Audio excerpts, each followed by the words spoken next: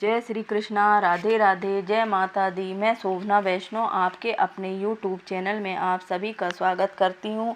आज मैं आपको दशामाता व्रत की कथा और विधि बताने जा रही हूँ। कृपया कर ध्यानपूर्वक सुने। व्रत की विधि। यह व्रत घर की दशा के लिए किया जाता है। यह व्रत चैत्र मास के प्रारंभ की दशमी को किया जाता है। सुहागनें औरतें इस दिन ब्राह्मण से डोरा लेकर छोड़ती हैं, एक समय भोजन करती हैं और पीपल की पूजा कर राजा नल और दमयंती की कहानी सुनती हैं। कथा। राजा नल और दमयंती रानी थी। दमयंती रानी ने दशा माता का डोरा लिया और गले में बांध लिया। जब राजा आया और उसने अपनी रानी से पूछा कि रानी, यह पीले में सफ़ेद आपने क्यों बांध रखा है? तब रानी ने उत्तर दिया कि महाराज, यह तो दशा माता का डोरा है। राजा ने दशा माता के डोरे को रानी के गले से तोड़कर फेंक दिया, जिससे दशा माता क्रोधित हो गईं और राजा को स्वप्न में आकर कहा कि राजा, तेरी दशा जा रही है और अब दशा आ रही है। राजा ने स्वप्न में पूछा कि मेरे को कैसे मालूम होगा? तब माता ने कहा कि राजा, जब तेरी इच्छा खली खाने की और रानी की चने खाने की होगी, वहीं तेरी अवदशा का प्रारंभ है। जब दशा माता का दिन आया, राजा अपने दरबार में बैठा हुआ था। उसी समय राजा नल को खली खाने की इच्छा हुई। राजा ने कहा, कोई है क्या? तब सेवक बोले, एक कहे तो 21 हाजिर हैं महाराज। तब राजा ने कहा कि कोई भी जाकर खली लेकर आओ। राजा ने खली खाई। उसी समय से सेवक, घोड़े, हाथी आदि सभी चीज़ें पत्थर की हो गईं। राजा का राज्य पूर्ण नष्ट हो गया। इधर महल में रानी दमयंती को चने खाने की इच्छा हुई। रानी ने भी दासी से चने मंगवाकर खाए। इस तरह दशा माता के कोप से राजा रानी भूखों मरने लगे। राजा रानी ने विचार किया कि हम यहाँ मेहनत मजदूरी करेंगे तो अच्छा नहीं लगेगा, इसलिए देश की चोरी और परदेश की भीख करके हमको यहाँ से चले जाना चाहिए। राजा रानी अपने दोनों पुत्रों को साथ लेकर निकल पड़े। आगे चलते चलते रास्ते में लाखों बंजारे की बालद मिली। राजा ने अपने दोनों पुत्रों को अमानत के तौर पर रखने के लिए लाखा बंजारे को सौंप दिया और राजा रानी आगे चल दिए। रास्ते में राजा के मित्र का गांव आया। राजा ने रानी से कहा, चलो हमारे मित्र के यहाँ चलते हैं। मित्र के घर जाने पर मित्र ने राजा रानी की खूब आवभगत की, सत्कार किया और पकवान बनाकर भोजन कराया। मित्र ने अपने शयन कक्ष में राजा रानी को सुलाया। उसी कमरे में मित्र की पत्नी का 1.25 करोड़ का हार एक लकड़ी की खूंटी पर टंगा हुआ था और वह खूंटी मोर के आकार की थी। मध्य रात्रि को अचानक रानी की आँख खुली तो उसने देखा कि मोर के आकार वाली खूंटी राजा के मित्र की पत्नी का हार मुंह में निकल रही है। रानी ने तुरंत राजा को जगाकर दिखाया। यह देख राजा रानी रात्रि को ही वहां से निकल गए। यह सभी दशा माता के अपमान का कारण था। प्रातः मित्र की पत्नी ने अपने पति से बोला कि आपके मित्र मेरा 1.25 करोड़ का हार चुराकर रात्रि को ही भाग गए। मित्र ने अपनी पत्नी से कहा कि मेरा मित्र ऐसा नहीं कर सकता कि वो हार चुराकर ले जाए। आगे जाने पर राजा रानी एक माली के बगीचे में पहुँचे। इन दोनों के वहाँ जाते ही अच्छी फुलवारी मुरझा गई और द्रोब सूख गई। मालिन बोली, ऐसा जाने कौन अपशकुनी आया कि जिससे पूरा बगीचा ही सूख गया। राजा रानी वहाँ से भी रातों रात भाग गई। आगे एक कुम्हार के घर आए। उस कुम्हार के यहाँ चाक पर सोने कलश उतरते थे। जब राजा रानी की नज़र पड़ी तो टूटे फूटे मिट्टी के कलश उतरने लगे। यह देख वही बात कुम्हार ने भी कही कि जो मालन ने कही थी। वहाँ से भी राजा रानी को रातों रात भागना पड़ा। आगे राजा रानी एक गौली के यहाँ पहुँचे। उस गौली की गाय 1.25 घड़ा दूध रोजाना देती थी, लेकिन राजा रानी की नज़र पड़ते ही गाय ने दूध देना बंद कर दिया। तब गौली ने भी वही बात कही जो मालन ने कही थी। आगे चलते हुए राजा अपनी बहन के गांव में पहुंचे। गांव के बाहर रुककर राजा ने अपनी बहन की दासियों के साथ खबर भेजी कि आपके भाई आए हैं।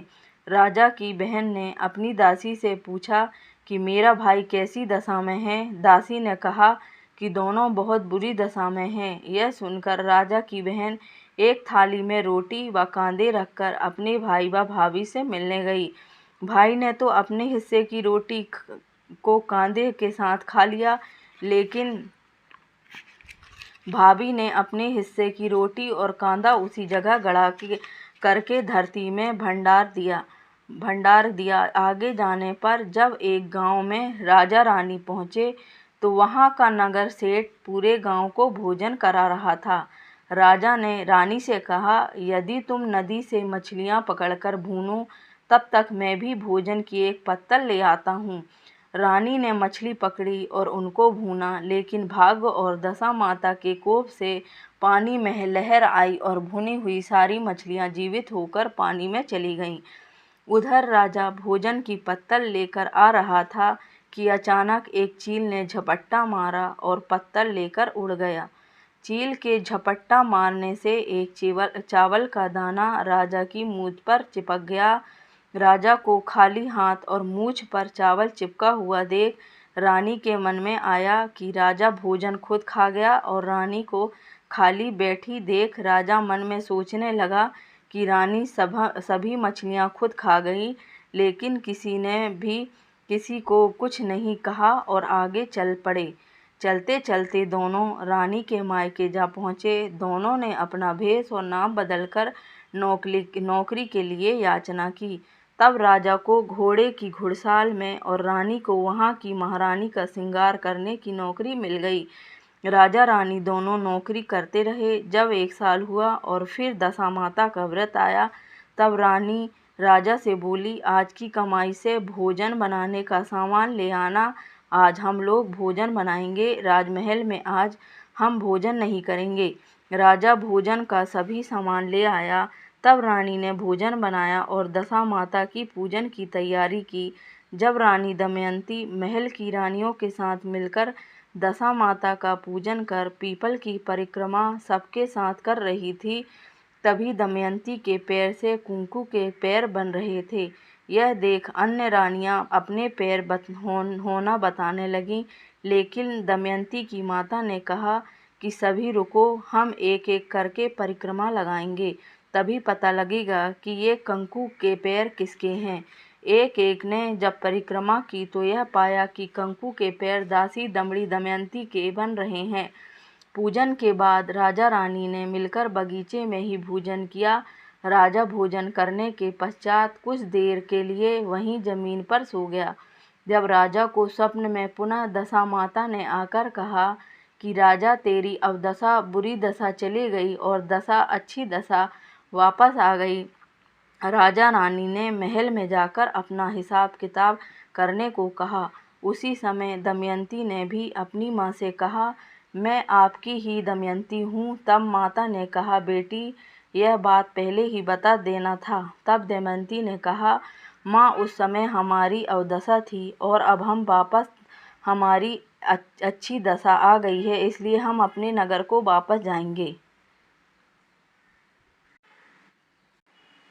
पिता ने बहुत सारा धन दे और लाभ लश्कर देकर अपनी पुत्री व दामाद को विदा किया। रास्ते में वही जगह आई जहाँ रानी ने मछलियों को भूना था और राजा के हाथ से चील पत्तल ले गई थी।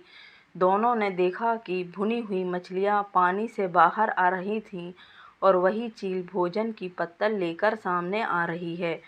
तब रानी बोली, महाराज, आपने मन में सोचा होगा कि रानी सभी मछलियाँ खा गई है। तब राजा ने कहा कि रानी, तुमने भी तो यही सोचा होगा कि राजा भोजन की पत्तल अकेले ही खा गए। चलते चलते राजा जब अपनी बहन के गांव में पहुँचे और दासी के साथ अपनी बहन को खबर भेजी, तो राजा की बहन ने दासी से पूछा कि मेरे भाई और भाभी किस दशा में हैं।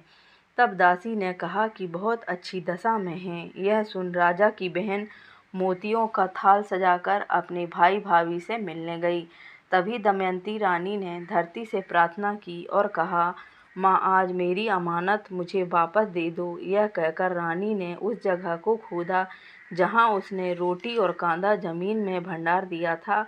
खोदने पर रोटी तो सोने की और कांदा चांदी का हो गया था। यह दोनों चीज़ें राजा की बहन की थाली में डाल दी और आगे चलने की तैयारी करने लगी। राजा की बहन के घर नहीं गए।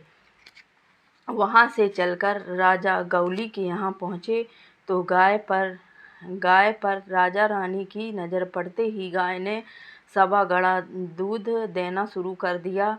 तब गौली बोली, आपके पुण्य प्रताप से मेरी गाय ने सवा घड़ा दूध वापस दिया है। पहले ने जाने कौन अपशगुनिया आया था तो मेरी गाय ने सवा घड़ा दूध देना बंद कर दिया था। तब राजा बोले, भाई, पहले भी हम लोग आए थे, तब दशा माता के कोप से हमारी अवदशा थी। अब दशा माता की कृपा से हमारे दिन फिरे हैं। गौली के यहाँ से चलकर राजा अपने मित्र के घर पहुँचे। मित्र ने राजा रानी का पहले की तरह ही सम्मान किया और वही कमरा रात्रि विश्राम के लिए दिया जिसमें राजा रानी पहले ठहरे थे। राजा रानी की तो मोरनी खूंटी के हार निगल जाने की चिंता थी, इसलिए नींद कहाँ से आती। ठीक आधी रात को वही लकड़ी की मोरनी खूंटी हार वापस उगलने लगी तो राजा ने अपने मित्र को और रानी ने मित्र की पत्नी को जगाकर दिखाया, आपका हार इस लकड़ी की मोरनी ने निगल लिया था। आप लोगों ने सोचा होगा कि हम लोग आपका हार लेकर चले गए। प्रातः नित्य कर्म से निपटकर राजा रानी अपने लश्कर के साथ उसी माली के बगीचे में पहुँचे जहाँ राजा रानी की नज़र पड़ते ही पूरा बगीचा फिर से हरा भरा हो गया। तब मालिन ने कहा, आपके ही पुण्य प्रताप से मेरा बगीचा फिर से हरा भरा हुआ है।